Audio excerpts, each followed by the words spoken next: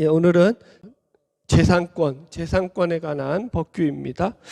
본문 말씀은 그래서 이 본문의 근간이 되는 10계명을 들자면 굳이 들자면 제 8계명 도둑질하지 말라라는 것을 들 수가 있죠. 그래서 이 도둑질하지 말라고 하는 이 10계명의 8계명이 일상생활 속에서 어떻게 구체적으로 적용돼야 하는지에 대한 말씀이라고 우리가 해석할 수 있습니다. 그래서 나중에 가서 살펴보겠지만 남의 농작물에 피해를 주었을 때라든가 혹은 위탁받은 물건에 관한 것까지 매우 자세하게 이제 그 법규들을 세세하게 다루고 있다라는 거예요. 그러니까 이런 법규들을 우리가 읽으면서 그러니까 이렇게 생각해 볼 수도 있죠. 만약에 여러분 우리가 강해 설교가 아니고 그죠? 주제 설교였다면은 아마 목사님들 가운데는 평생에 한 번도 이 본문을 가지고 설교하지 않는 목사님들이 거의 대부분일 거라는 거예요. 이 본문에 해당하는 지금 이 배상에 관한 것, 재산권에 관한 법규는요, 일반적으로는 다를 주제 설교에서는 다를 그런 주제가 없어요. 거의 다를 경우가 없어요. 무슨 말인지 알겠죠? 우리가 강의 설교를 하니까 이렇게 이제 다룰 수 있다라는 거예요. 그러니까 별로 중요하지 않게 여기고 넘어갈 수도 있는 내용이지만 참 감사한 것은 이런 것을 우리가 이렇게 강의 설교를 통해서 다루게 됨으로써 과연 하나님께서는 어떤 생각을 가지고 어떤 뜻으로 이 법규를 우리들에게 지금 말씀하고 계시는지는 하나님의 의도를 배우게 되는 거죠. 여러분 성경에서 하나님의 생각을 배우는 것만큼 중요한 게 어디 있어요, 그죠? 그래서 참 오늘도 우리가 이 말씀을 통해서 하나님께서 우리에게 예비하신 큰 은혜가 저와 여러분 가운데 함께하기를 주님의 이름으로 축복합니다. 자, 재산권에 대한 기본적인 개념이 필요한데요. 이 재산권은 두 가지로 나눠요. 일단 이 재산권에서 대표적인 이 뭐라 그럴까요? 대립되는 사상이 두 가지가 있는데 첫 번째가 성경이고 두 번째가 공산주의예요. 이 둘이 부딪히고 있죠. 이 재산권 문제에서는. 그죠? 재산권에 있어서 공산주의는 물질의 소유주가 누구냐면 국가죠.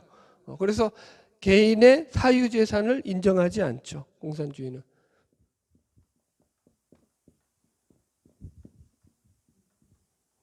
성경은 사유재산을 인정한다면 공산주의에서는 사유재산을 인정하지 않아요. 그죠?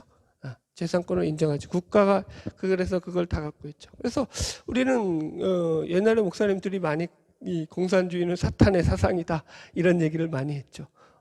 그 뭐 세 가지가 크게 공산주의가 사탄의 사상이라는 것에 걸리는 게 이 사유재산을 인정하지 않는다는 것. 그러니까 자유를 인정하지 않는다는 거죠. 이게 다른 말로 하면 자유를 인정하지 않는다는 게 첫 번째고, 그 다음에 이 공산주의가 가졌던 가장 큰 오류 중에 하나가 그들은 유물론 사상을 가지고 있죠. 유물론. 그죠? 유물론 사상. 그래서 신을 인정하지 않죠. 그래서 종교는 아편이다. 이렇게 나오죠. 그래서 이들은 영적인 세계를 인정하지 않죠. 그래서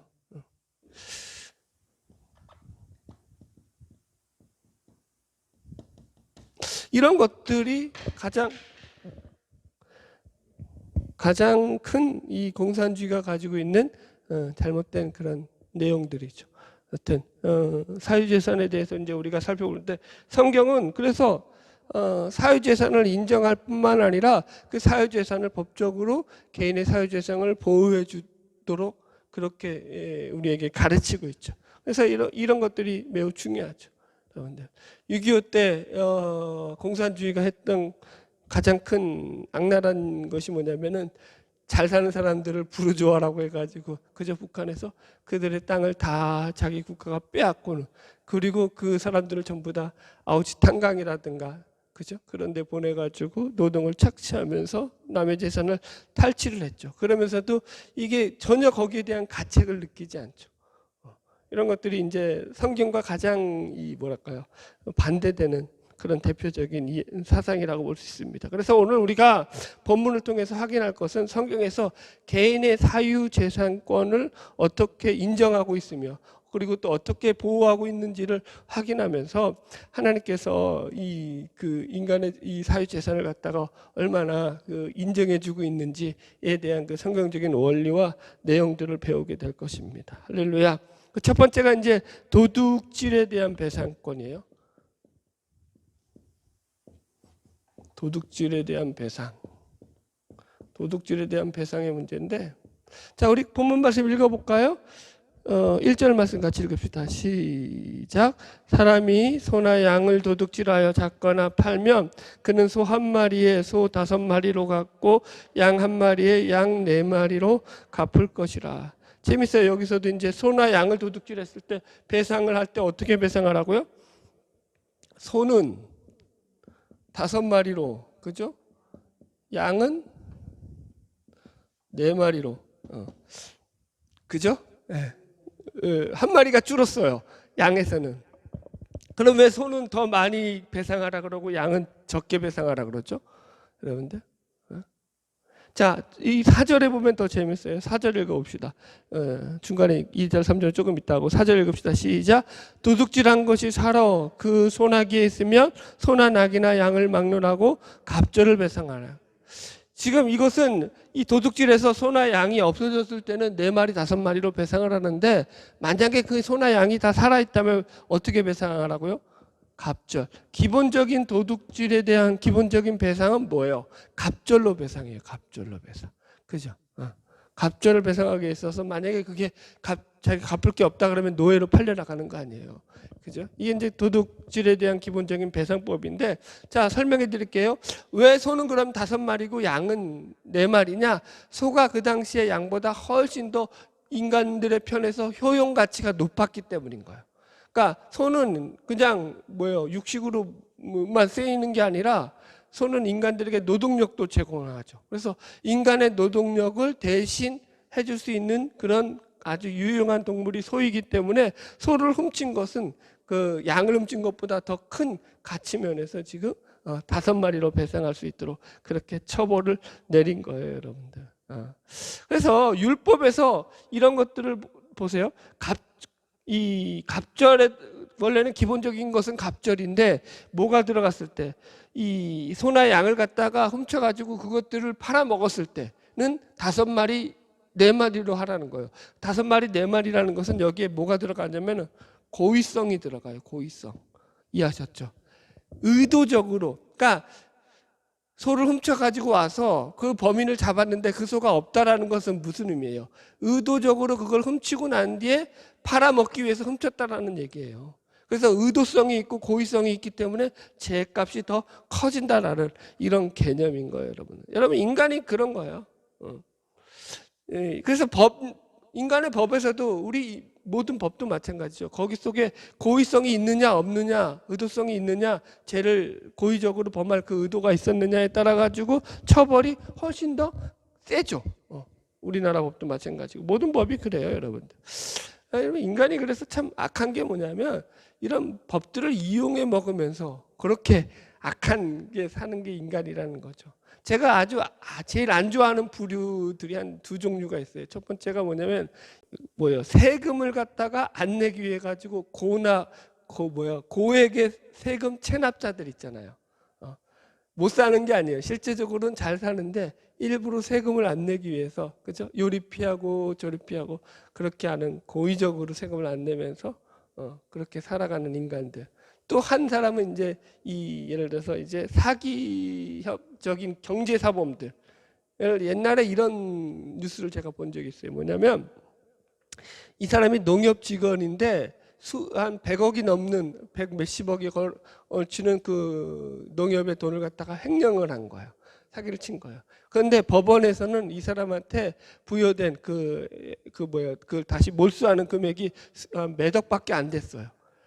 이해가 안 갔잖아요. 100억이 넘는 돈을 횡령을 했는데 단 몇 억밖에 다시 징수를 못 하는 거예요. 왜 그러냐면은 이 횡령죄, 업무상 횡령에 대한 공소시효가 10년밖에 안 되기 때문인 거예요.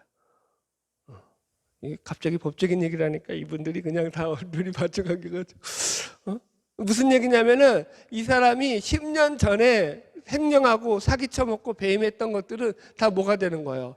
법적인 효력이 없는 거예요. 불기소되는 거예요. 기소를 할 수가 없는 거예요.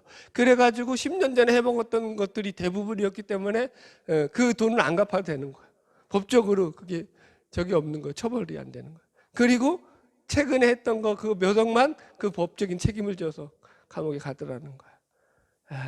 이게 이제 이 법이 가지고 있는 약점이죠, 여러분들. 이런 것들을 이용해 먹는 거죠. 그래서 인간은 천상 죄인이다. 네. 자, 2절, 3절 계속 진도 나가겠습니다. 같이 읽읍시다. 시작. 도둑이 뚫고 들어온 것을 보고 그를 쳐 죽이면 피 흘린 죄가 없으나 해 돋은 후에 피 흘린 죄가 있으리라. 도둑은 반드시 배상할 것이나 배상할 것이 없으면 그 몸을 팔아 그 도둑질한 것을 배상할 것이다. 이번에는 이제 도둑에 관한 거예요. 이 도둑 그 자체. 인간에 대한 범위죠. 도둑이 들어올 때 여기서는 두 가지가 나눠요. 그러니까 여기서도 도둑도 두 가지로 나누죠.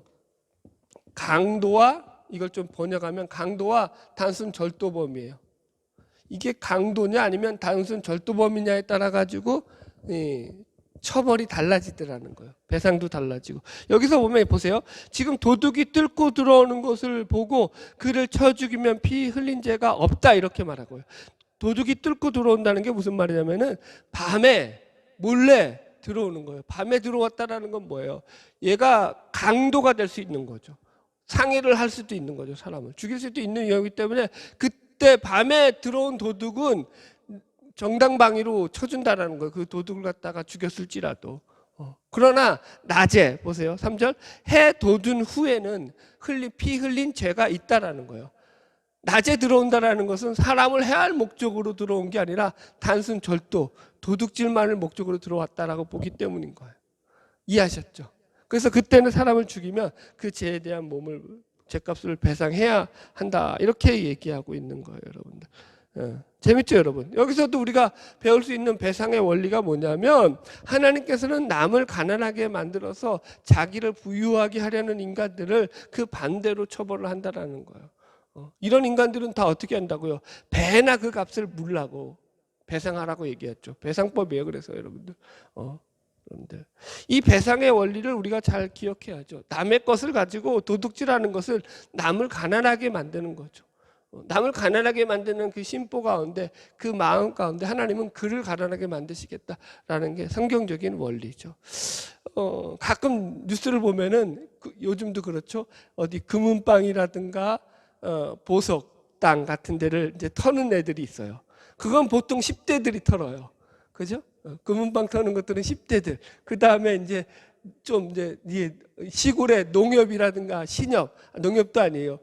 새마을금고라든가 사람들 별로 없는데 사설 경비원도 이게 뭐예요? 별로 서 있지 않는데 그런데 이제 터는 사람들은 보통 30대, 40대 거기를 아는 사람들 털죠. 그리고는 자기들이 안 잡힐 거라고 생각하죠. 그런데 다 CCTV가 찍혀 있는데 어떻게 안 잡히겠어요? 엄청 어리석죠. 자기들은 안 잡힐 거라고 생각하는데 여태까지 옛날에 들었던 뉴스에서 새마을 금고를 갖다가 훔치러 갔던 범인 중에서 안 잡힌 범인은 아직까지 한 명도 없대요. 여태까지 우리나라 역사상 새마을 금고 터리범 중에서 안 잡힌 범인은 한 명도 없다는 거예요. 다 잡혔다는 거예요. 그게 그러니까 성립이 안 되는 거야. 치기 머리로. 얼마나 어리석냐고 인간들이 제가 10대들이 여러분 금은방 털어서 자기가 이 금은방의 금들을 털어가지고 이걸 작물로 팔아서 자기가 떵떵거리고 살겠다는 거 아니에요? 폼나게 살겠다는 거예요. 그게 돼요, 안 돼요? 그게 안 된다고요. 그래서 금은방은 주로 10대들이 털죠. 어리석게도. 참 재밌죠, 여러분들. 여러분, 성경은 우리에게 뭐라고 말하고 있는지 하나만 읽어드릴게요. 고린도후서 6장 10절입니다. 성도에 대한 이야기를 이렇게 말하죠. 근심하는 자 같으나 항상 기뻐하고 가난한 자 같으나 많은 사람을 부유하게 하고 아무것도 없는 자 같으나 모든 것을 가진 자로다. 가난한 자 같으나 많은 사람을 부유하게 하는 게 신자라는 거예요. 성도라는 거예요. 우리는 그런 삶을 살아야 가야 된다는 거예요. 비록 우리가 가진 것이 많이 없을지라도 우리가 가진 것으로 그것이 아무리 작을지라도 그것으로 나누어주고 베풀 줄 아는 삶을 사는 게 신자라고요. 남의 것 뺏어오는 게 신자가 아니라 도둑질하지 않기를 주의 이름으로 축원합니다. 예. 제가 이제 유튜브에서 보는 그 이제 뭐라 그럴까요? 그 목회자들 정보 가운데 시골교회에서 목회하시는 그런 목회자들의 내용들을 그 제가 이제 그런 데서 감동을 자주 받아요. 그래서 그런 걸 가끔씩 봐요. 옛날에도 한번 봤는데 이분이 이제 홍천 아주 깡촌에서 홍천 사람들 시험들 하나 깡촌이라고 해서 하여튼 거기서 목회를 하시는데 진짜 시골에 그 동네가 다 합쳐봤자 한 30가구가 안 되는 거예요. 그런데다가 요즘은 더 사람들이 나가는 입장이에요. 그러니까 누구만 남아있어요 거기는. 노인들만 남아있는 거예요. 그나마 이분들도 이 목회자 부부가 나이가 60이 넘으셨는데 그나마 이분들이 젊은 거야. 그 나이가 60이 넘은 나이가. 그러니까 거기서 뭐 하시냐면은 뭐 교인들이 얼마 되겠어요 그 시골에. 그 도시 다 합쳐봤자 30가구가 안 되는 동네인데 다 한 시간을 돌아도. 예? 그런 거기서 하는 이 두 목사님하고 사모님이 하는 게 야 우리가 여기 살 게 뭐가 있겠냐 해가지고 매주마다 도시락을 챙기는 거야. 매주마다 도시락을 싸가지고 그 이웃들 그 노인들이죠 전부 다 그 동네를 싹 다 도는 거야. 그래봤자 이제 30개 정도밖에 안 되니까. 30개 정도밖에 안 된다는 말은 취소. 그러면서 거기서 이제 자기 자신들이 이제 섬기는 사역을 하는 거죠. 그 되게 보고 흐뭇했어요. 저는 기분이 좋았어요. 이런 게 뭐지? 이런 게 하나님의 나라지. 우리가 많이 가졌다고 나누는 게 아니고 많이 가져서 베푸는 게 아니라고요. 우리가 가진 것이 무엇이든지 간에 우리가 도울 사람이 있을 때 그들을 향해서 우리의 손길을 뻗어주는 것, 그게 신앙이라고 믿습니다. 할렐루야. 자, 세 번째 계속 읽을게요. 이제 5절 이거 먼저 다 붙었을까요? 이 세 번째는 농작물과 관련된 배상법이에요. 세 번째가 농작물 배상법이에요. 이게 그래서 다 사실은 재산권에 대한 보호에 대한 이야기라는 걸 우리가 배우게 돼요. 자, 5절 읽읍시다. 시작. 사람이 밭에서나 포도원에서 짐승을 먹이다가 자기의 짐승을 놓아 남의 밭에서 먹게 하면 자기 밭에 가장 좋은 것과 자기 포도원에 가장 좋은 것으로 배상할지니라. 보세요. 그러니까 자기 짐승이 남의 밭에서 남의 밭 농작물을 먹게 됐을 때 어떻게 하라고요? 거기에 대해서 배상을 하라고요. 아니 내가 일일이 짐승이 한 짓을 다 어떻게 책임지고 다니느냐. 그럼 그게 안 통한다라는 거예요. 너가 짐승을 키우고 있는 한 그 짐승이 행하는 모든 것도 그 책임을 져야 된다는 거예요. 남의 재산에 피해가 갔으면 거기에 대해서 반드시 배상을 해야 된다는 거예요. 재산권에 대한 존중이죠. 그죠? 여러분들. 그러면서 이 배상을 하는데 어떻게 배상하라고 하냐면은 너의 밭에 나는 것에 가장 좋은 것과 자기 포도원에 가장 좋은 것으로 배상하라고요. 배상을 할 때 똑같은 게 아니라 극상품을 하라고요. 기본적으로 뭐였어요? 이게 갑절의 원리가 배상에서는 갑절의 원리라고 했어요. 갑절로 배상하라는 거예요. 그러니까 어떤 물질적인 피해뿐만 아니라 정신적인 피해까지 보상하라는 거예요. 이게 담겨져 있는 거죠. 무슨 말인지 이해하셨죠? 그러니까 성경이 이런 것들을 얼마나 강조하는지 우리가 알 수 있습니다. 여러분, 제가 이런 예를 들어 드릴게요. 누가 남의 것을 도둑질했어요. 그런데 그 사람이 예수 믿는 사람이라고 했다고 해가지고 당신은 예수 믿으니까 나를 용서해 주시오. 내가 당신의 물건을 훔쳤을지라도 당신은 예수 믿는 사람이니까 예수님이 원수도 사랑하라고 하지 않았어. 나를 죄를 용서해 주시오라고 한다면 그 말이 맞는 말이에요, 틀린 말이에요? 틀린 말이에요. 네. 여러분, 이 예수님이 원수를 사랑한다라는 것을 여러분 그렇게 적용해서는 이 기본적인 그러니까 뭐 이걸 갖다가 뭐라고 하냐면은 법적 사고라고 해요. 법적 사고.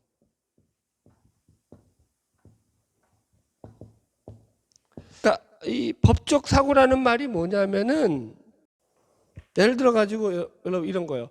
법대를 졸업한 사람들은요 그 머릿속에서 법의 어떤 세부적인 그 어떤 조율 조항들은 까먹었을지 몰라도 세월이 흘러서 그래도 그들 머릿속에는 무슨 사고가 있냐면 이 법적인 사고가 있어요. 그래서 어떻게 법적 사고를 가지고 생각을 해요. 이해하셨죠? 이게 우리도 마찬가지라고요. 우리도 율법적인 사고가 있어야 돼요. 이게 왜 있어야 되냐면 하나님의 뜻과 같은 개념이기 때문에. 그러니까 이게 기본적으로 이런 법적 사고를 가지고 있어야지만 우리가 잘못된 해석을 안 하게 돼요. 죄를 지었다면 그 죄에 대한 대가를 법적은 성경은 뭐라고 말하고 있어요?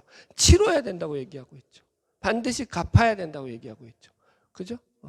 개인이 용서하고 안 하고의 문제는 별개의 문제고. 이해하셨어요? 이걸 잘 이해하셔야 돼요. 왜냐면은 오늘날 시대가 워낙 개인주의화 시대가 되고 다원화되면서 말도 안 되는 논리를 펴놓고는 그것을 주장하는 인간들이 많죠. 이제는 가해자가 피해자에게 오히려 더 그죠? 피해자 코스프레를 하면서 그런 경우들이 허다하잖아요. 이게 바로 이제 법적 사고가 완전히 무너진 그런 사회에서 발생되는 일이죠. 뭐 부산의 돌려차기범, 그죠? 지나가는 그 여자를 갖다가 그 엘리베이터 앞에서 돌려차 가지고 여자를 정신을 잃게 만들었잖아요. 그리고는 정신을 잃어서 쓰러져 있는데 무차별적으로 발로 밟고 얼굴로 발로 밟고서 폭행을 했잖아요. 여러분들 다 보셨죠? 안 보셨어요? 부산 돌려차기범 보면 나와요. 유튜브에 잔인하게 때려서 그래 기절시키죠. 기절했는데도 더 때려요. 완전히 기절시켜가는 그 여자를 등쳐 업고 카메라가 안 보이는 사각지대로 데리고 가서 7분 동안 무슨 짓을 했는지가 이제 밝혀지지 않는 거죠. 근데 대부분 성폭행을 했다고 그렇게 이제 하다가 거기에 대한 이제 증거가 그 여자가 입었던 옷 청바지에서 그 사람의 DNA가 다량 그 검출되는 그것으로 인해서 증거를 삼아서 이 사람이 20년 형을 받았죠. 그것도 이제 왜냐면은 명확한 성폭행에 대한 것을 갖다 그때는 초본 수사 때는 형사들이 눈치를 못 채고 그걸 갖다가 체크를 못했기 때문에 증거가 다 없어져 버려가지고 명확한 증거는 안 났고 이제 그런 증거들로 인해 가지고 어쨌든 형량이 20년이 내려졌잖아요. 근데 얘가 어떻게 나왔죠 지금? 20년이 내려졌는데 자기는 억울하다 이거예요. 그래놓고는 그 구치소 동기들한테 그랬다는 거예요. 매일마다 내가 나가면 저 X 가만 안 둘 거야. 죽여버릴 거야. 더 심하게 때릴 거야. 매일 그러면서 그 여자 피해자의 주소를 가지고 달달 외워가지고 그 신상 정보를 그 구치소 동기들에게 알려줬다는 거 아니에요. 무슨 말인지 이해하셔요? 전도가 되죠. 법적 사고가 없는 거죠. 자기가 가해자인지 피해자인지 분간이 안 되는 거예요. 이게 바로 이런 잘못된 이 율법에 대해서 하나님의 법에 대해서도 모를 때 생겨날 수 있어요. 우리가 그래서 말씀을 잘 배워야 되는 게 이런 거예요, 여러분들. 예를 들어서 남의 돈 떼먹고 너가 예수 믿으니까 용서해 달라. 얼마든지 용서해 줄 수 있죠. 원수도 사랑하라는데 그까짓 거 용서 못 하겠어요. 그러나 내가 용서하는 것과 별개로 성경은 뭘 말하고 있다고요? 네가 남에게 피해를 줬을 때는 너는 법적인 책임을 져야 한다라고 성경이 얘기하고 있다. 그걸 놓치지 말라고요. 아멘. 이거 그냥 무조건 용서해 달라 하니까 용서해 주는 게 아니라고요. 무엇이 옳고 그른지 판단할 수 있는 그런 기준으로 우리가 훈련을 받아야 된다니까요. 하나님께서 괜히 모세에게 그죠? 이렇게 이게 얼마나 시시콜콜한 내용들이에요, 사실은. 뒤에 가면은 보세요. 한 번 더 읽어봅시다. 몇 절에 나와요 여기? 6절 읽어보세요. 6절 시작. 불이 나서 가시나무에 댕겨 낯가리나 거두지 못할 곡식이나 밭을 태우며 불러온 자가 반드시 배상할지라. 남의 곡식단에 자기 이제 곡식단 태워가지고 뭐예요? 그 다음 겨울에 불질러서 태워가지고 이제 그 다음에 해를 준비하잖아요. 그 풍습은 똑같아요. 어느 나라나. 그런데 불질러가지고 그게 번져서 남의 곡식단에 불이 붙었을 때 거기에 대한 책임을 지라는 거예요. 배상하라는 거예요. 남의 재산에 어쨌든 손해를 미쳤으면 거기에 대해서 어떡하라고요? 배상하라 이 얘기예요. 그죠? 무슨 얘기예요? 철저하게 개인의 재산권을 하나님께서 뭐 하고 있어요 지금? 보호해주고 있다고요. 인정해주고 있다고요. 그죠?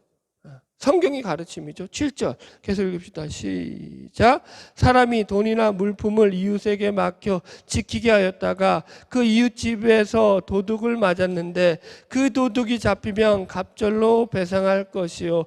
이제 위탁한 물건에 대한 배상법이에요. 안 쓸게요. 이거는 자리가 없어서. 네 번째가 뭐라고요?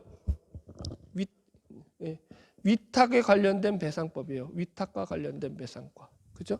그죠? 위탁했는데 그 물건을 훔쳐간 놈이 생긴 거야. 그랬을 때는 그 범인을 잡았을 때는 그가 배상을 해야 되고요. 자, 8절 시작. 도둑이 잡히지 아니하면 그 집주인이 재판장 앞에 가서 자기가 그 이웃의 물품에 손댄 여부의 조사를 받을 것이며, 자, 계속 읽읍시다. 9절 시작. 어떤 이른 물건 즉 소나 낙이나 양이나 의복이나 또는 다른 이른 물건에 대하여 어떤 사람이 이르기를 이것이 그것이라 하면 양편이 재판장 앞에 나갈 것이요 재판장이 죄 있다고 하는 자가 그 상대편에게 갑절을 배상할지라. 그러니까 이게 아주 좀 쉽게 설명하면 이거예요. 위탁받는 물건에 대해서 그것을 잃어버렸을 때 도둑도 못 잡았어요. 그랬을 때는 이 책임이 누구에게 있냐면은 만약에 그 위탁받은 사람이 고의적으로 그걸 잃어버린 게 아니라면, 그죠? 그러면은 그 책임은 위탁한 자에게 있다고요. 위탁자가 책임을 진다고요. 이해하셨죠? 그러니까 맡기는 것 자체도 그 맡기는 것 자체에 책임을 부여하는 거라고요. 자기 재산을 왜 남에게 맡기느냐라는 개념 속에서. 그러나 만약에 이게 위탁받은 자가 그것을 관리 소홀히 했다라는 명확한 증거가 나왔다. 그러면 재판장이 그것을 봐가지고 이 사람이 자기 집에서 자기가 관리했어야에도 불구하고 관리를 하고 관리를 소홀하게 해서 도둑이 들어서 훔쳐갔다. 그러면은 그 책임은 명확하게 위탁받은 자에게 지게 했다라는 거예요. 네. 복잡하죠, 여러분들? 자, 우리 12절 13절 읽고 말씀 정리합시다. 시작. 사람이 낙이나 소나 양이나 다른 짐승을 이웃에게 맡겨 지키게 하였다가 죽거나 상하거나 끌려가도 본 사람이 없으면 두 사람 사이 맡은 자가 이웃의 것에 손을 대지 아니하였다고 여호와께 맹세할 것이요 그 임자는 그대로 믿을 것이며 그 사람은 배상하지 아니하려니와. 그저 앞에서 했던 얘기예요. 위탁받은 자가 자기가 그걸 내가 뭐 전혀 알지 못한다라고 했을 때는 나는 여기에 대해 책임이 없다라고 여호와에게 맹세를 하면은 그 말을 그대로 믿고 배상을 안 하는데 12절 시작. 만일 자기에게서 도둑 맞았으면 그 임자에게 배상할 것이며. 자기에게서 도둑 맞았다라는 것은 자기 집에 들여다 놨고 자기가 충분히 관리만 잘했어도 훔쳐가지 않았을 텐데 관리를 소홀히 했을 때는 자기가 책임을 져야 한다 이거예요. 이해하셨죠? 13절 시작.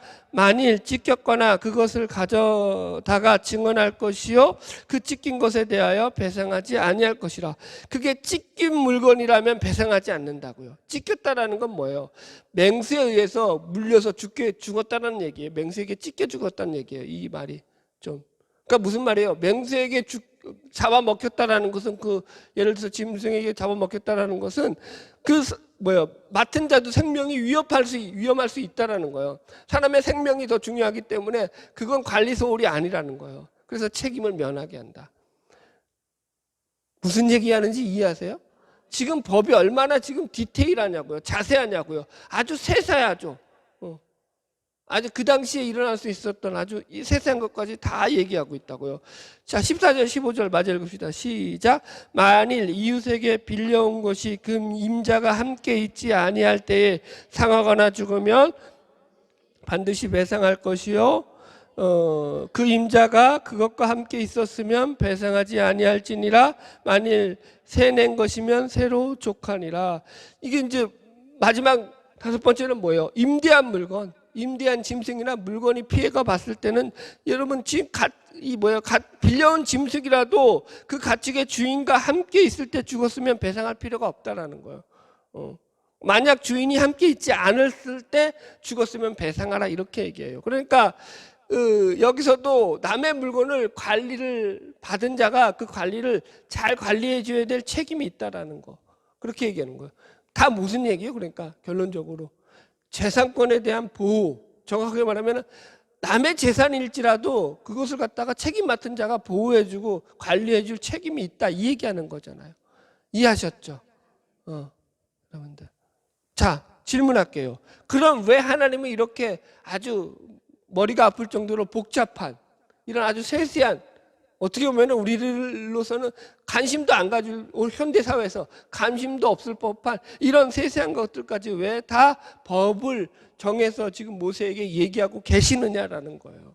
이게 왜 필요하냐고요. 이게 왜 필요하냐고요. 이렇게 안 하면 인간은 죄를 죄로 인정하지 않기 때문인 거예요. 그래서 율법이 가진 가장 큰 기능이 뭐라고요? 인간의 죄인됨을 고발하는 거죠. 지금 그 얘기인 거예요, 여러분들. 여러분, 이게 있기 때문에 죄가 무엇이고 의가 무엇인지를 우리가 분별할 수 있는 그런 분별력이 생겨나는 거죠. 여러분, 만약에 그래서 아까도 얘기했죠. 이걸 법적 사고라고요. 법적 사고가 뭐예요? 그 나라가 혼란한 사회는 어떤 사회냐면은 법적 사고가 떨어지는 사회. 이해하셨죠? 우리나라가 좀 안 좋은 평가를 받는 이유 중에 하나도 그거잖아요. 정치인들이 이 법적 사고를 어떻게 먹고 있어요? 지들 마음대로 해석하고 있죠. 그러다 보니까 이게 법이 아니라 자기들의 놀이가로 전락하고 마니까 이 법적 사고가 제대로 안 이루어지니까 그 사회가 혼란스러워지는 거죠. 아주 중요한 거죠.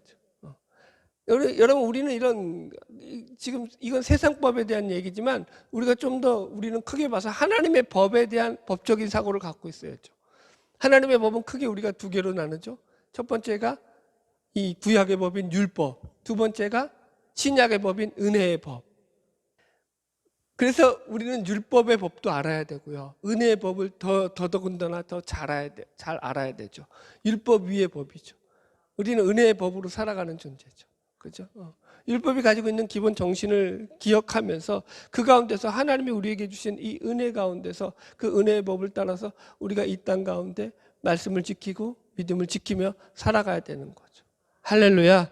여러분, 그래서 우리가 정말로 신자다운 삶을 사는 것은요, 여러분들 그렇게 만만한 일이 아니에요. 여러분들 이런 것들 잘 배워야죠. 이게 책임이기도 하지만 우리의 권리이기도 하죠, 사실은. 여러분들. 원수를 사랑하라고 했으니까 남의 물건, 네 물건 다 훔쳐오고 용서해달라. 아니라고 했어요, 그거는. 법적 사고가 없는 인간인 거예요, 그거는. 법이 뭔지도 모르는 거죠. 하나님의 법이 뭔지도 모르는 거죠. 율법과 은혜의 차이가 뭐냐면 율법은 죄를 고발하죠. 그래서 죄를 구별하죠. 이게 잘못됐다. 이게 틀렸다. 그래서 우리가 법적 사고를 가지고 있어야지만 이게 옳고 그름에 대한 분명한 판별을 하죠. 분별을 해야 되죠. 그죠? 그게 필요해요. 그러나 그것이 우리를 선하게는 못 만들어줘요. 그것이 우리에게 영향력 있는 삶을 살아가게는 못한다고. 우리가 선한 능력으로 변화되는 삶을 살아가는 힘은 율법에서 나오는 게 아니라 어디로부터 나온다고요? 은혜에서 나오죠. 새롭게 되는 건 은혜죠. 아멘. 그게 너무 중요한 거죠, 여러분들. 그래서 우리가 늘 기도해야 되는 것이 하나님의 말씀의 법을 따라 살게 해주시고 그것을 통해서 우리가 선한 하나님의 은혜 누리는 만큼 선한 영향력을 미치면서 살아가게 해달라고 기도해야죠. 할렐루야.